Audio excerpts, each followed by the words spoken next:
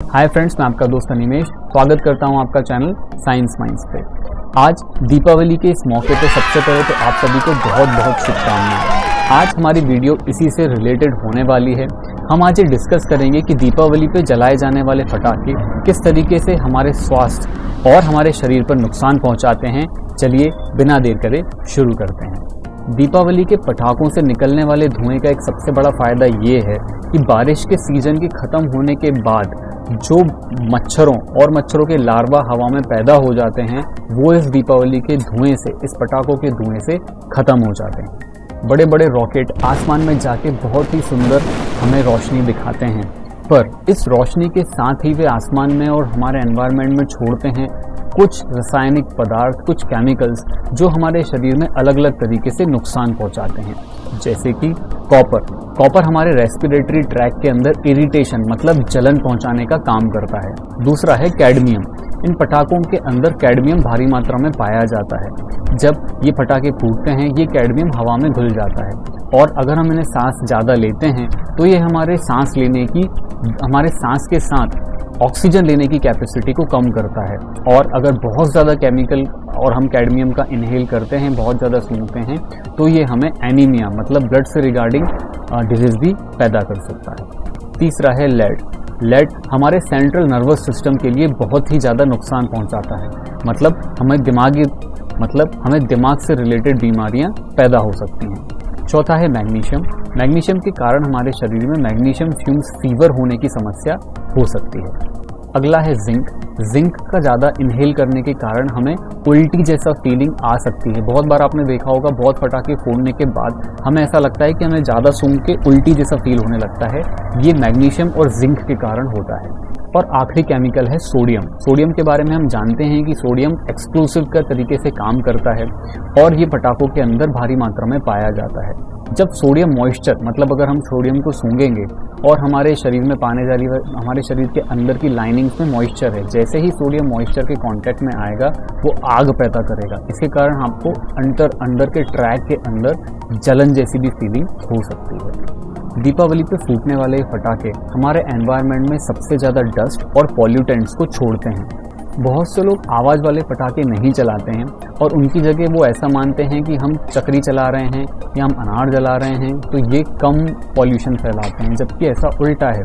पटाखे तो छोटे होने के कारण नॉइज़ पॉल्यूशन ही ज़्यादा करते हैं, पर ये अनार और चक्री में तो बहुत ज़्यादा धुआं निकलता है और ये निकलने वाला धुआं छोटे बच्चों को रेस्पिरेटरी ट्रैक की बहुत सी समस्याएं पैदा कर सकता है। दीपावली के समय में SPM सबसे ज़्यादा बढ़ जाता है, मतलब सस्पेंडेड पार्टिकुलेट मैटर।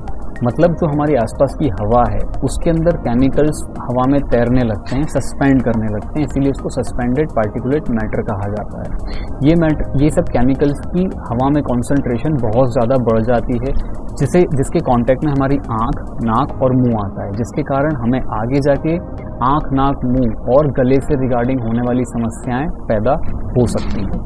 साथ ही फायर क्रैकर से निकलने वाला धुआं हमारे घर के सीनियर सिटीजन्स जिनको हार्ट से रिगार्डिंग या नर्वस सिस्टम से या ब्लड से रिगार्डिंग कोई भी समस्या है, उनको ये पटाखों का धुआं बहुत बुरे तरीके से अफेक्ट करता है। जिन लोगों को धुएं से एलर्जी है उनके लिए तो दीपावली का वक्त सबसे बुरा समय है, क्योंकि इस समय में एलर्जी, स्किन रिगार्डिंग प्रॉब्लम और किसी भी तरीके का इरिटेशन होने की समस्या कभी भी पैदा हो सकती है। अब ये धुआं तो हो रहा है और ये धुआं धीरे धीरे ऊपर उठ के हमारे एटमॉस्फेयर तक पहुंच जाता है। एटमॉस्फेयर में पहुंचने के बाद जब आगे जाके ये बारिश में मिलके ज़मीन पे गिरेगा तो इसके कारण एसिड रेन होने की भी समस्या हो सकती है। तो जिन जिन जगहों पर सबसे ज़्यादा पटाखे फूटते हैं उसी जगह पे आगे जाके जब बारिश होगी तो वहाँ पे गिरने वाला पानी आपकी स्किन को बहुत नुकसान पहुँचा सकता है।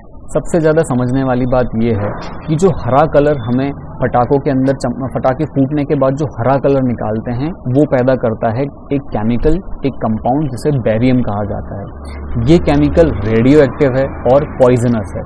साथ में जो ब्लू कलर पैदा करता है वो होता है कॉपर कंपाउंड, जो कि डाइऑक्सिन फॉर्म के अंदर कैंसर पैदा करते हैं।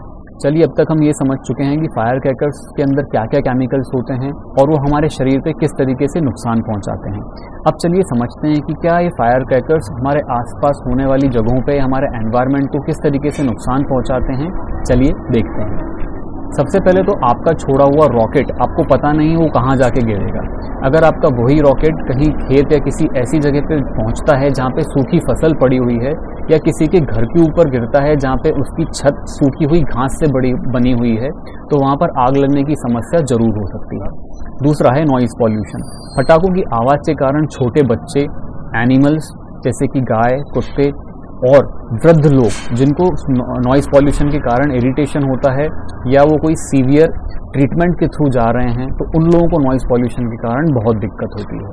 तीसरा और सबसे इम्पॉर्टेंट है एयर पॉल्यूशन। बहुत सी सिटीज़ में इसीलिए 1 डेसिबल से ऊपर के पटाखे छोड़ना मना किया गया है, बैन किया गया है। फायर क्रैकर्स का एनिमल्स को भी बहुत ज़्यादा नुकसान होता है।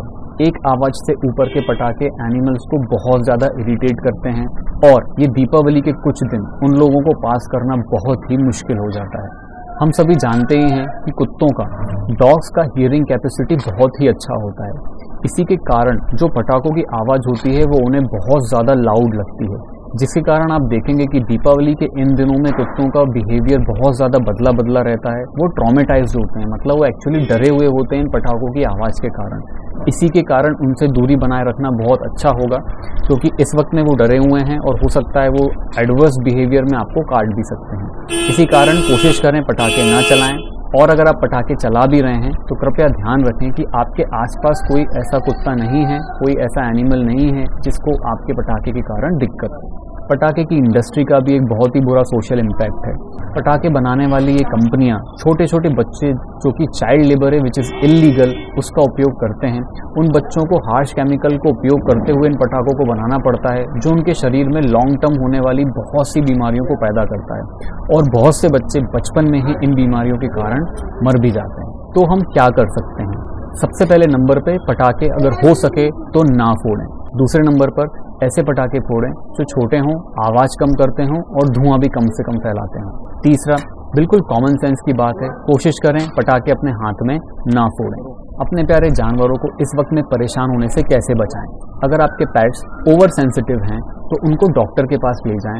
डॉक्टर उनको एक एंटी एंग्जाइटी ड्रग देंगे, जिसके कारण उनको बहुत ज़्यादा डर नहीं लगेगा, वो रिलैक्स रहेंगे और ये दीपावली का समय वो आराम से पास कर सकेंगे। दूसरा, हो सके तो अपने घर के बाहर कुछ एक ऐसी जगह छोड़ें जहाँ पे फायर क्रैकर्स का धुआं और आवाज़ उनको कम से कम हो, और बाकी कॉलोनी के आपके कुत्ते या कोई दूसरे जानवर भी पटाखों से बचने के लिए इस जगह का उपयोग कर सकें। हो सके तो अपने पेट्स, अपने जानवरों को किसी एक्टिविटी में या घर के बाहर गार्डन में ऐसी जगह पे ले जाएं ताकि वो इन सब आवाज़ों से डिस्ट्रैक्टेड रह सकें। उनको कोई बॉल या ऐसी च्यूइंग चीज़ दें जो उनको यूज़ करने में, उनका ध्यान बांटने में उनको हेल्प करे और वो इस समय को अच्छे से बिता पाएँ। तो दोस्तों, दीपावली एक खुशियाँ बांटने का त्यौहार है, तो दीपक जलाएं, रोशनी फैलाएं, मिठाइयाँ बांटें और सोशल डिस्टेंसिंग का पालन ज़रूर करें। वी होप आपको वीडियो पसंद आई होगी। अगर आपको वीडियो अच्छी लगी हो तो इस वीडियो को एक लाइक ज़रूर दीजिएगा। अगर आपको लगता है कि इस वीडियो को शेयर करने से किसी दूसरे को भी सही नॉलेज, सही इन्फॉर्मेशन पास होगी, तो इस वीडियो को अपने कलीग्स तक जरूर पहुंचाएं। और अगर आप चैनल पर नए हैं तो चैनल को सब्सक्राइब जरूर कीजिएगा। आपके समय के लिए धन्यवाद। आपसे मिलेंगे अगली वीडियो में, तब तक के लिए नमस्कार।